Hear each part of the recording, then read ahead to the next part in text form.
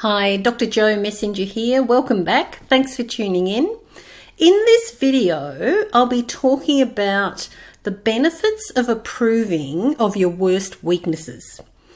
If you're like me and most of the people I work with, you probably hide, deny, ignore, or try and overcompensate for your weaknesses.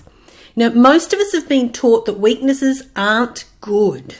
And most of us have had it reinforced by the people close to us that especially our particular weaknesses are especially not good.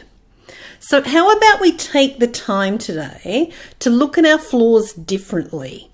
I'm not suggesting you distort your vision with rose-coloured glasses. However, for our next few minutes together, let's put on a filter that blocks out your shame and blame so that you can give yourself a chance to see your weaknesses as your gateway to a higher potential.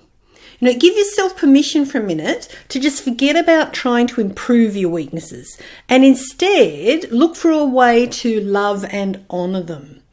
If you do this, are you afraid you'll stop growing?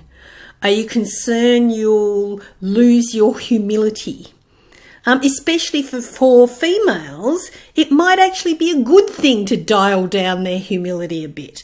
And it's likely that you'll actually open yourself up to even more growth, both personally and professionally. So what is your worst weakness? Do you dumb yourself down to try and fit in? Do you break your promises? Are you selfish? Do you think you or your work are more important than everyone else's? Are you sensitive? Are you impatient? Are you a bit of a wuss? Are you too short, too tall, too thin, too fat? Are you too young, too old? Are you too female or too male? Are you too black or too white, yellow, red or brown? Are you overeducated or not educated enough? Make a list of 10 ways your weaknesses have helped you, whether it seemed positive or negative at the time.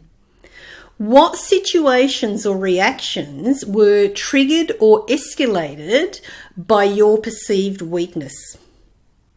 When has your weakness protected you from something or someone? Where has overcompensating for your weakness springboarded you to something better?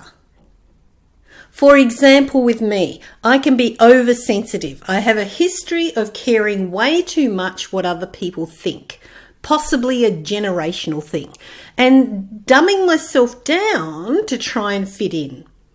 I can be sensitive to other people's energies, their comments, their opinions, criticism and fault finding. However, on the flip side, this is also what enables me to feel and to know what other people need and want.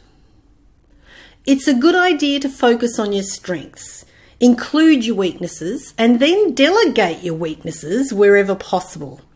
If you are bad at bookkeeping or cooking, driving, housekeeping, or organising a work roster, rather than forcing yourself to do it and getting short-term success, which is most likely to be followed by the wheels falling off and a sense of shame and defeat, organise yourself to trade with or pay someone else to do it for you. Give yourself permission to let your strengths take care of you and let someone else who's strong in the areas of your weaknesses to take care of those areas. Would you do your own heart surgery? Or would you get someone more qualified in that area to do it? Simply apply the same principle across all areas of your life.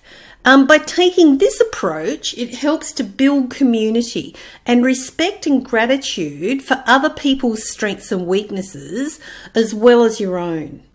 It also allows everyone to stop putting on a false front and to enjoy doing what they're actually good at. When you endorse everyone's strengths and weaknesses, it helps you to embrace your own and everyone's humanity and to stop expecting perfectionism from yourself and others.